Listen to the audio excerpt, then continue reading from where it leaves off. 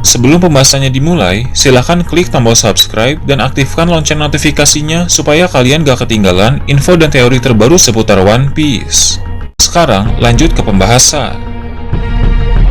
Pada chapter 1046 yang lalu, Luffy menggunakan kemampuan baru, yaitu menangkap petir dan menggunakannya sebagai senjata.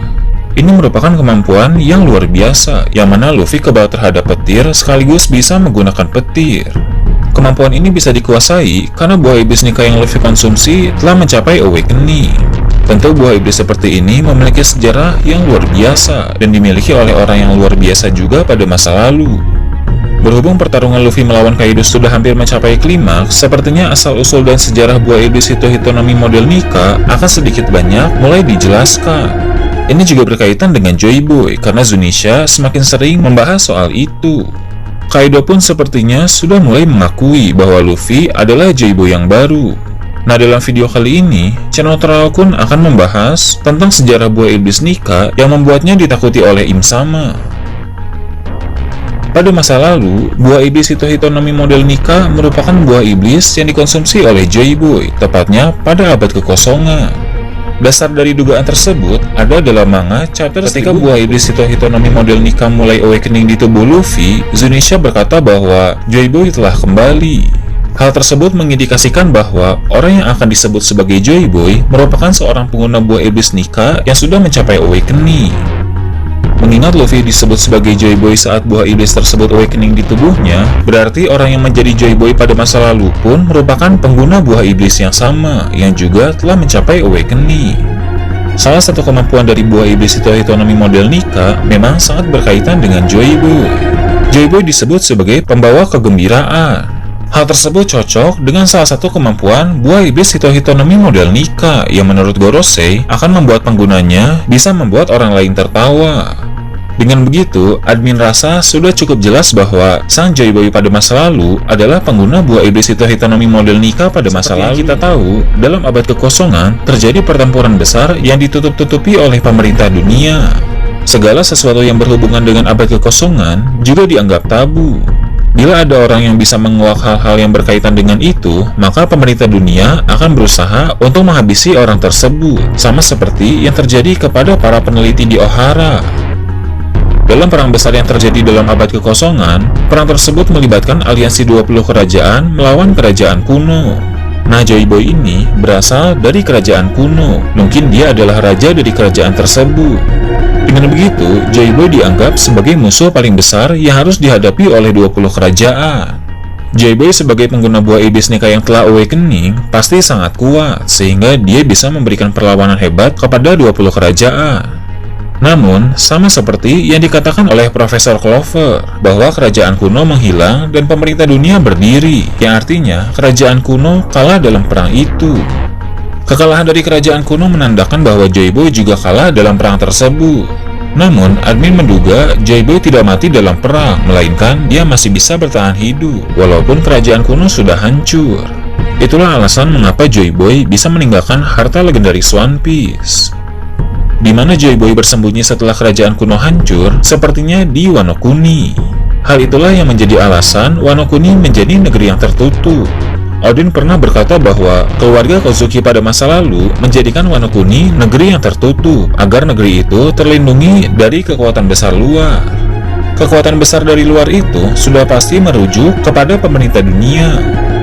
Rasanya memang sangat masuk akal para leluhur keluarga Kozuki pada masa lalu menutup Wano Kuni untuk melindungi Joy Boy.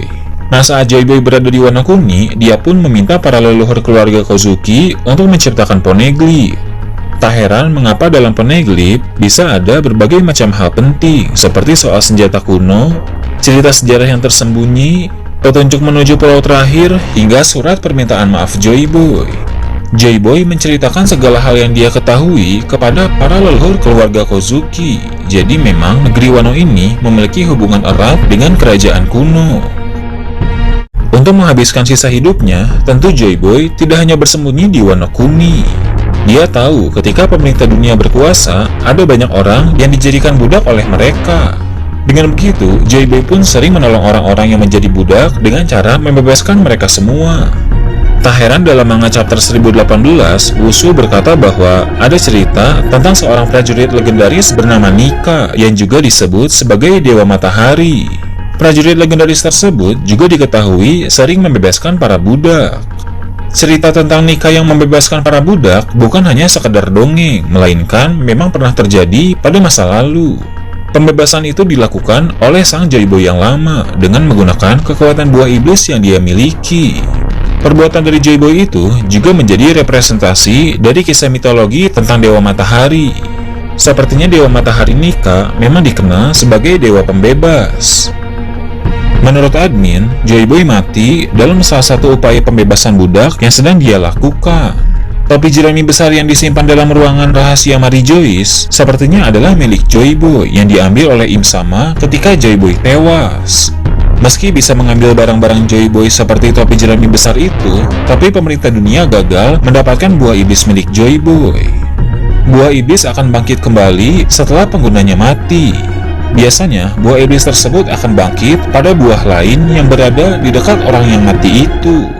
Tapi, buah iblis Zoan memiliki kehendak sendiri. Jadi, walaupun pihak pemerintah dunia berhasil menghabisi Joyboy pada masa lalu, tapi buah iblis Hitonomi model Nika itu, dengan kehendaknya sendiri, tak mau bangkit pada buah lain yang ada di dekat pemerintah dunia. Dia memilih bangkit di buah lain yang tidak bisa dijangkau oleh pemerintah dunia. Hal tersebut bisa saja terjadi karena buah iblis Nika yang merupakan tipe Zoan memiliki kehendaknya sendiri. Apalagi ini merupakan mythical Zoan yang legendaris, jadi melakukan hal semacam itu bukan hal mustahil. Hal ini diperkuat oleh perkataan Gorosei dalam chapter 1044. Mereka bilang bahwa buah iblis tersebut seolah selalu menjauh dari pemerintah dunia. Hal itu memang benar, karena ketika pemerintah dunia sudah berhasil mendapatkan buah iblis tersebut, ada saja hal yang menghalanginya. Contohnya adalah ketika Wushu sedang mengawal buah iblis tersebut, tiba-tiba Sans mencurinya. Ini memang permainan takdir bahwa buah iblis Hitonomi model Nika tidak akan pernah sampai di tangan para Gorosei maupun Im Sama. Saat ini, pemerintah dunia sangat mewaspadai Luffy yang merupakan pengguna buah iblis Nika yang telah awakening. Sehingga di perang akhir nanti, para Gorosei terutama Im Sama akan menghadapi ketakutan terbesar mereka, yaitu Luffy yang merupakan reinkarnasi dari Joyboy.